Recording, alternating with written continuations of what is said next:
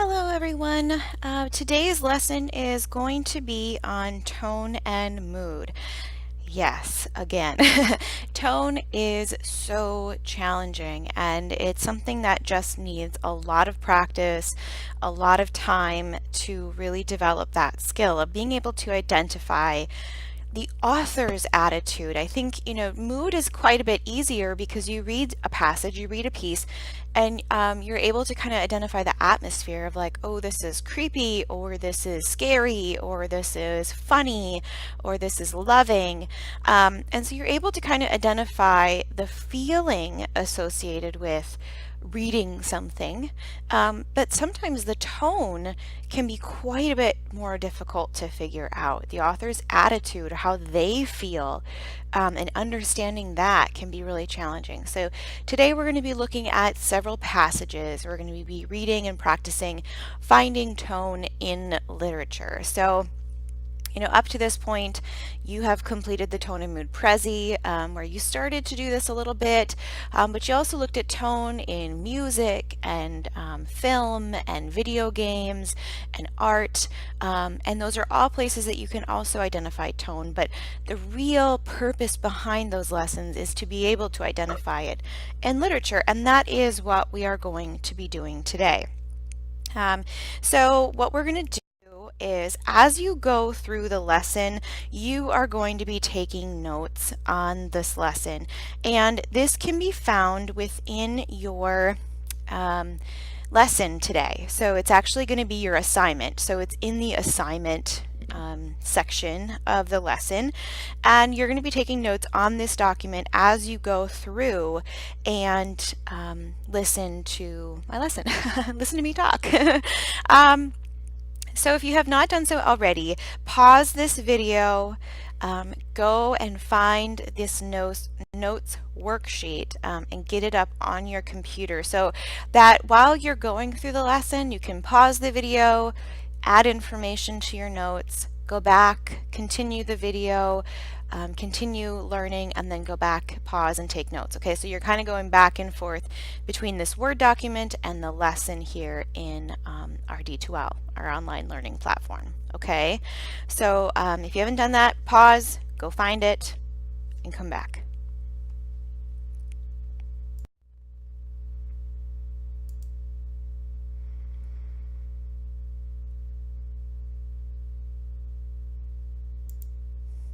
Okay, so hopefully you're back now. You have your notes worksheet up and ready to go.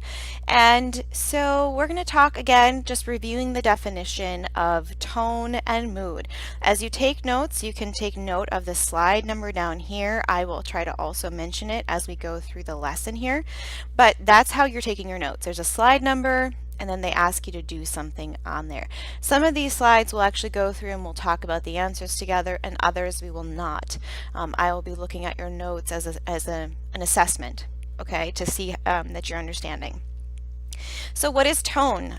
Tone, as a refresher, is the author's attitude about the subject or the topic or the idea or the issue that they're writing about. So in order to identify tone, the very first thing you have to do is identify what they're talking about, right? You have to know first, what is this about? What's going on here? What are they talking about? Then you can think about, okay, how do they feel about that issue? How do they feel about this topic? Okay, for example, if the entire book is about a character being bullied, okay, the subject is bullying. That's what it's about. Okay, now you can go back and you can say, okay, what did the characters learn? What did the antagonist or the bad guy learn? What did the protagonist, the main character, what did they learn? How did they come through the bullying situation? Were they able to overcome or stand up to bullying? All of these things are going to show you how the author feels about the subject of bullying. Okay, so first you identify the subject, then you consider how the author feels based on what they showed you in the story, based on what happened in the story. Okay, so in your notes you're going to be writing down it's the author's attitude about the subject that they are writing about. okay? And then mood. Mood is a little bit easier. It's the emotion that you feel when you read. It's the atmosphere the author creates throughout the passage, okay? Remember that boredom is a feeling, but it's never the feeling the author wanted you to have. So I understand if reading is not your jam. I totally get it. Okay, I respect it. Math was not mine. Okay, so I understand all that. But we as teachers, especially when you get into your college classes, because my friends, this is what you're going to be seeing in your next couple years of school here in high school, but then also heavily in college literature classes, which regardless of your focus of whatever you want to do, you want to make video games for a living, cool, you still have to take these English classes. So whether you love that or hate that, I'm sorry to be the one to tell you that, but you have to think about the feeling that the author creates within that. Is it a scary story? That's the mood or the atmosphere they want you to have. Now, it might be a scary story and the author's tone was fearful, but maybe you're just laughing at it because it wasn't that scary, right? So your feeling can be very different, but just as a heads up, because it happens all the time and it comes up, in every class, I don't want to hear in your answers that your feeling or your mood is boredom or tired or because that wasn't the intention. So think about it more from an atmosphere that's created. Okay, what should you be feeling if you just loved reading it? Okay, think about it that way. Okay. So that's slide 3. On your notes, slide 4 is really just more definition. Okay, so if you've already taken awesome notes from this slide 3 notes piece, these are just kind of adding to that. So we talked about denotation and connotation in our CC session on Monday. If you haven't seen that yet, in fact you should stop this video and you should go watch that recording. Okay, because this is just adding on to that lesson, going deeper from that lesson. That's a critical lesson. The entire week and even into next week, we're talking about tone and mood, and that's what that CC session was on. So if you have not done that yet, please do make sure that you stop, go to the announcements section of our homepage and click on that CC session and watch it first, okay? So we talked about denotation, we talked about connotation, and the reason we did that in our lesson on Monday and the reason we're doing it again is because this is how the author establishes tone and mood, okay? It's through the connotation of the words that they select, okay? It's through the emotion or the human reaction to different words, and all words have some kind of connotation to them. It can be neutral because they're kind of basic, right? Or it can be a strong feeling behind a word. And that's how an author is going to show you what the tone is, okay? So if you haven't added this part to your notes, please do. Denotation is simply just the basic dictionary definition of the word. Okay, doesn't give you any feeling or emotion, but the connotation is the emotion that we put to that word. Okay, how we feel when we hear the word or read the word. Okay, and these are my emojis. Okay, so we're going to go to the next slide. So if you need to take notes, remember, just pause the video, take some notes, hop on over. Okay. So now we're looking at the connotation of animals, okay? So when we think about certain animals, they have a feeling behind them, right? When you think about a puppy, what feeling is generally associated with that word? Oh, that might be the feeling right there. Oh, that's a feeling word, okay? What feeling is associated with puppies or kittens? And if you're not an animal person, you can kind of get at that idea of it's still a cute face and right? But other animals have very different connotations, and that's what I want you to be thinking about in your notes right now, okay? Is your notes for, oh, and I'm sorry, the picture kind of covers it up. This is slide 5, is to ask you to think about what is a snake? What's the connotation of a snake? What do you think when you hear snake? If I were going to call you a snake, which I never would, but if someone were to call someone a snake, what feeling comes up with that? You're such a snake, right? You might say slimy or shady or sneaky, maybe underhanded, right? It's really not a good association. You probably don't want to be called a snake, right? So that's kind of what I'm looking for here. I gave you a little bit of a hint on snake here. For fox, if you have seen, oh no, and I don't know if I can remember what it's called, but if you have seen that movie where all the animals are together in one, it's a Disney movie. Oh, well, there's a fox as the main character. And this really gets at the idea of connotation because, you know, of who he is and how people assume he is because he's a fox. So take a minute right now in your notes and go through and identify what do you think when you think of these words, okay? And then come back and we'll talk more about it.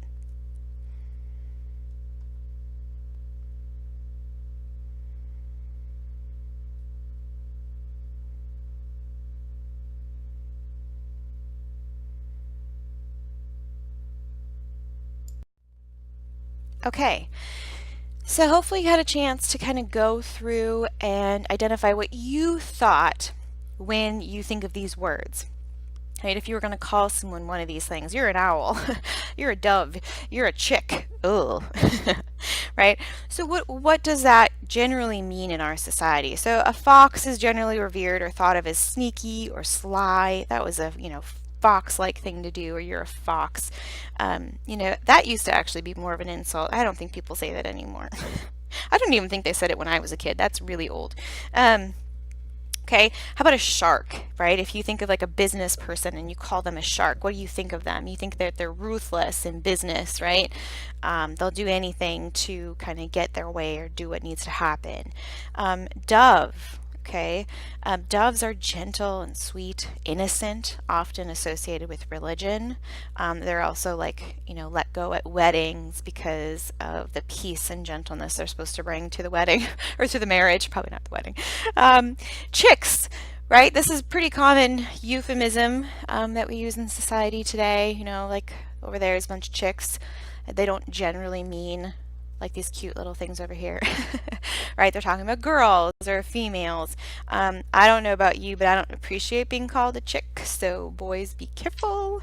Anyway, and then an owl. We generally associate the owl with something wise, and we even have a lot of pictures that show them being wise or smart or intelligent. So anyway, okay, slide 7. What's in a name? I mean, the names of things go from animal names to sports teams have connotation to them. They have meaning behind the words and the phrases. So I want you to consider the following sports teams, okay, in your notes here.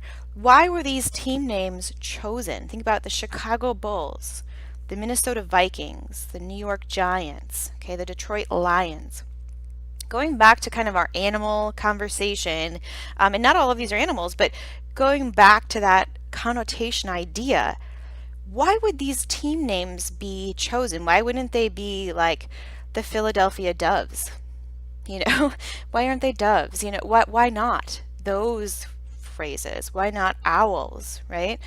And then why do you think it's important to have a team name that inspires an emotional response in people? Okay, we're not going to go through the answers to this together. I'm going to be looking to your notes to get your thoughts on this.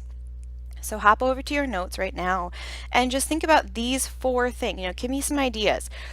Why would they choose names like this? And why is it important to have some kind of an emotional response behind a sports team name? And then head on back after you're done. This is slide 7, by the way.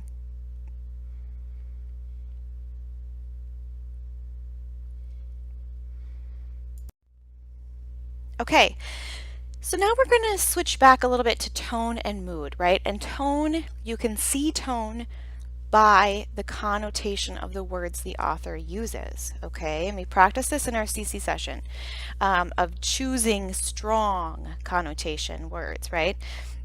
And so what I want you to do now is read through this passage and consider, how does the author feel about the day that he's describing here, okay?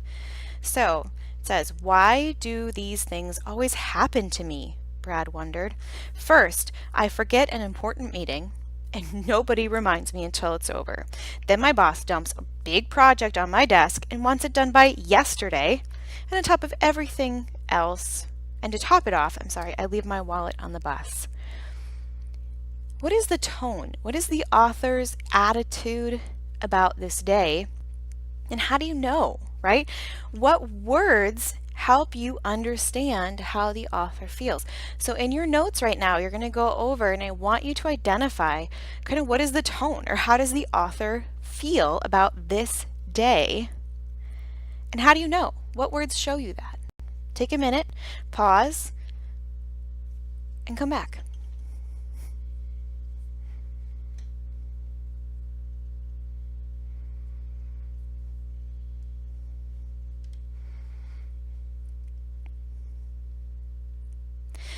Okay, so hopefully you're back and you've had a chance to think about it. Now, if I were going to look at this, first I would say, okay, well, what's the subject? Okay, and I gave that to you. The subject is the day. It's the author's day. And he or she is describing that, well, it's Brad, so it's he. Maybe I shouldn't say that. I shouldn't say he or she. It's, nah. Anyway, so Brad's day. And Brad's writing about his day. And if I were going to give it one singular tone word, I would probably say frustrated. Maybe angry or bitter, right? He's mad. He's mad about this day. It's a terrible, horrible, no good, very bad day. Okay, and he's describing that here. So if I had to select just maybe one or two tone words, that would be, frustrated, angry, bitter about the day. And then the mood. Okay, well, if I had to say mood, I would think it's kind of funny, but that's not very nice. But it's not my day, so I think it's kind of funny, right? But what words help you to understand how the author is feeling, okay? Why do these things always happen to me? Okay, and then it's first, this happens, I get a nobody tells me until it's over. Then, a big project on my desk. And on top of everything else, leaving my wallet on the bus. So there's lots of phrases in here that help us to see how the author feels, okay, about what's happening. Let's try another one. Okay, this is slide 9 in your notes. Okay, I want you to read through this poem. It's just a section of The Raven by Edgar Allan Poe. And I want you to consider, what is the tone? Remember, first, find the subject. What is this about? Okay, then identify the tone of the poem, and then what words help you see the tone of this poem. Okay, I'll read it out loud. Once upon a midnight dreary, while I pondered weak and weary over many a quaint and curious volume of forgotten lore, while I nodded, nearly napping, suddenly there came a tapping, as of someone gently rapping at my chamber door. Okay, so I want you to, in your notes right now, consider, what do you think is happening here? Okay, step 1, what is the author writing about? Okay, 2, what is the author's tone? What's happening here? And then 3, what words help showcase the author's attitude here? So take a minute in your notes to write down your thoughts.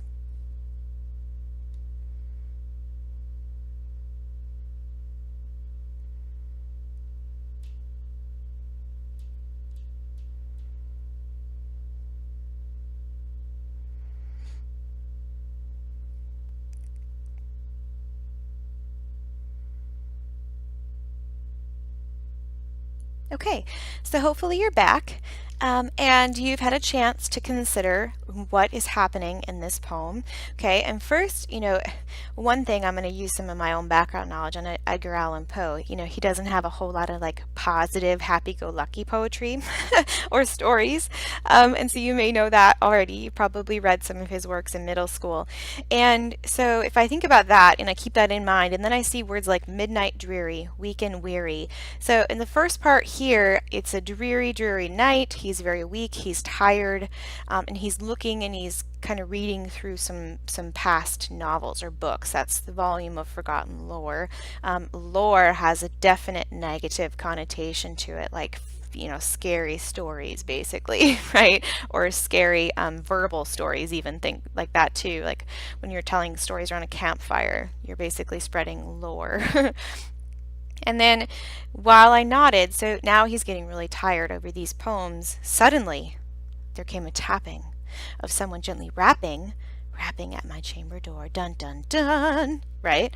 Okay, so what is the tone here? What might you consider the tone to be once you consider that subject? Okay, fear. Okay, I would say fear if I had to give it one word. Fearful. Okay, and then how do I know that? I know that I see words like midnight, dreary, weekend, weary, lore, and then rapping at my chamber door. Okay, that was a little fun, scary piece for today. Okay, let's continue on in our practice. So slide 10 here, what I want you to do in your notes, and I'm actually not going to spend a ton of time talking about it because I want just to get your reflection here, and I'm going to assess what you write down. So what is the subject of each of these three pictures? That's what's you're being asked to do in your notes. So consider this as maybe picture 1. What's happening here? What's the subject? We have a young boy crying. Okay, so then what is the author's attitude about this? What does the author feel about this? Okay, again, here, what is happening, and then what is the tone? I would say very different. These two are very, very different. Okay, and then what is your mood, okay, when you see these things? And then the final one, number 3 here, is we have a woman, and this can be taken many, many different ways. She could just be having fun in a pool, but her face to me says anguish or sadness or anger, and she's in water. So I think that this has a really dark connotation. So consider that as you factor in the tone for this final and third picture. Okay, so pause here and go fill out your notes for slide 10 and join us back when you are done.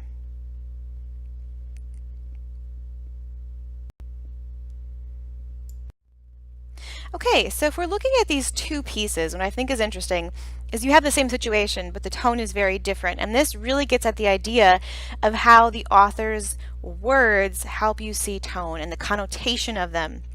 In this first example, she walked up to her locker with giddy excitement. Okay, hey back bestie, she said, laughing. Shut up Becky, she squealed.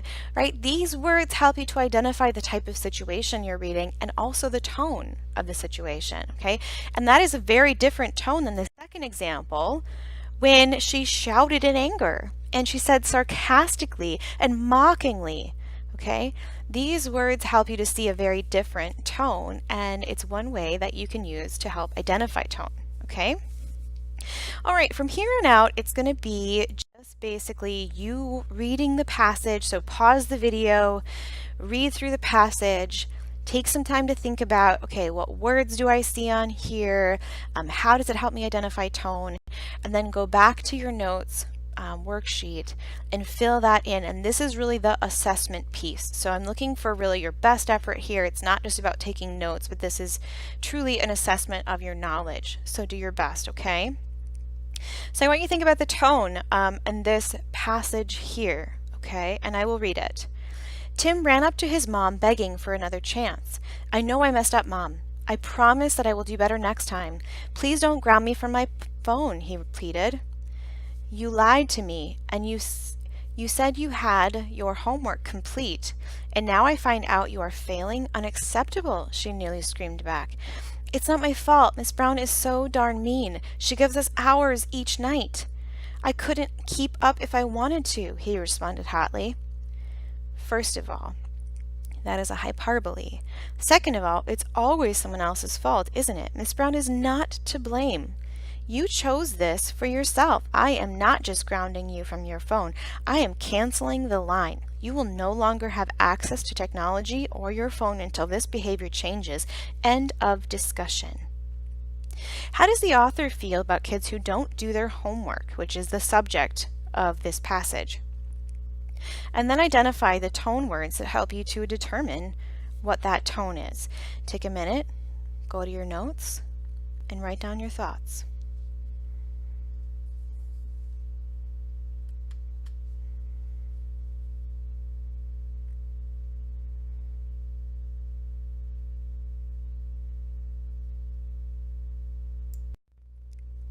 Okay, slide 14. I'm happy to have you back with us after taking those notes. What is the author's tone of this following passage? Jensen, get over here, his boss screamed wildly. Yes, sir. What's wrong? Is it the proposal that I created last week? I worked all weekend without pay on it, he said timidly. You mean you actually spent time on this piece of crap? Yes, sir, Jensen stammered. I thought... Oh, shut it, Jensen. You had better cancel all of your plans. If you don't fix this, you're fired. I will, sir. I will skip my mother's funeral and the birth of my first child. I will work until dawn each day if I need to. Thank you for the opportunity to fix this, sir, Jensen said pathetically. He knew this meant that his family would likely not speak to him again, but how could he stand up to his boss? He was just too weak. He walked back to his desk with his head down, shoulders bent, defeated. What is the author's tone here? Okay, what does the author have done to the main character? What does the author do to the main character? Because the author does this to the main character, right? The boss is mean and evil, but the author's making that happen to the character to show you something. So what is the author showing you here by having this happen to the main character Jensen here? Okay, and then what words help you to determine this tone? What words and phrases?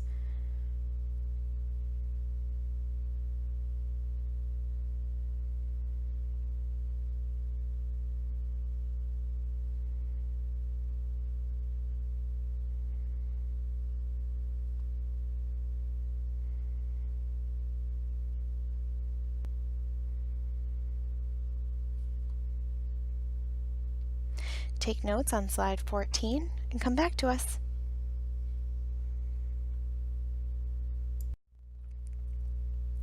Okay, slide 15. Here we go. What is the author's tone of this following passage? Jensen, get over here, his boss screamed wildly. Yes, sir. What's wrong? Is it the proposal that I created last week? I worked all weekend without pay on it, he said firmly. You mean you actually spent time on this piece of crap? Yes, sir, I did, Jensen retorted. I know the clients will love this proposal. I have spoken to a few already. They have assured me that this is a great plan. Oh, shut it, Jensen. You better cancel all of your plans. If you don't fix this, you're fired. I don't appreciate how you treat me. Because of this, I have already applied and accepted a new position at a better company. I quit. Jensen's boss stood there a long while, mouth wide open in surprise. No one had ever spoken to him like this before. After a short while, he realized that he just lost his best employee, and he was filled with regret. So, similar situation again. What is the author's tone here, and what does he do to our characters again? What does he do to our main character, Jensen, but what does he do to the boss? How is this situation different, and what words show you a very different tone? Okay, so consider the tone of this passage, and again, use your tone and mood word list that I gave you in our CC session. Also, it's linked here within this lesson. If you're struggling to find the word, the emotion word, use those lists to help you, okay? So go ahead, slide 15, take some notes. What is the author's tone here? And what words help you see that? So pause, take a look at this passage again, take some notes, and come on back to us.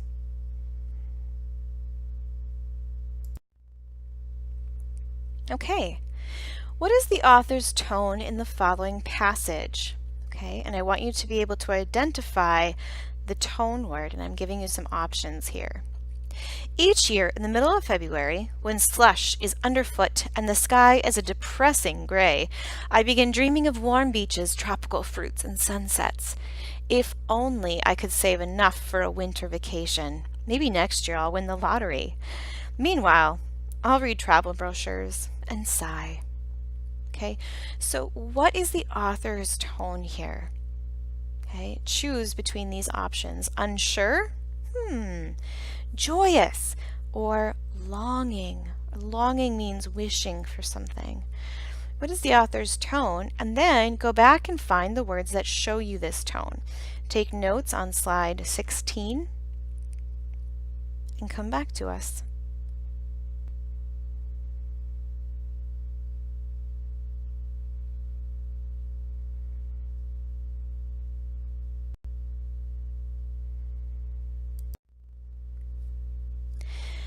Okay, this is our final slide. It comes from one of my favorite poets, Robert Frost, and you'll read a lot of his works as you go through your English classes in the next few years. But I want you to consider the author's tone in this following passage. I shall be telling this with a sigh, somewhere ages and ages hence. Two roads diverged in a wood, and I took the one less traveled by, and that has made all the difference. Okay, so what is the author's tone here about the path that he took? Because that's the subject. What is the author's tone? And what words or phrases from this passage help reveal the tone to you? Help you see the tone? This is our final slide. I would like you to go take notes on slide 17 within your notes worksheet. And when you complete that, you can turn that notes worksheet into the Dropbox, and I believe it's called the Tone Mini Lesson Dropbox. And you're going to simply turn in these notes that have your best effort on them, and that will be your assessment. Okay, from there I will be requesting some small group sessions with those that are just having a little bit of a harder time with that, with this lesson and with these ideas. And trust me, this is hard. This is one of the hardest things I think we do all year in English. So if this is something that's not clear for you, or you're having a hard time with it, know, one, you're not alone. And two, we're going to have some more practice available, and we'll talk through it more. So what I would like you to do now is go finish up your notes and turn them into the Dropbox. Email if you have any questions at any time. Thanks, everyone. Goodbye.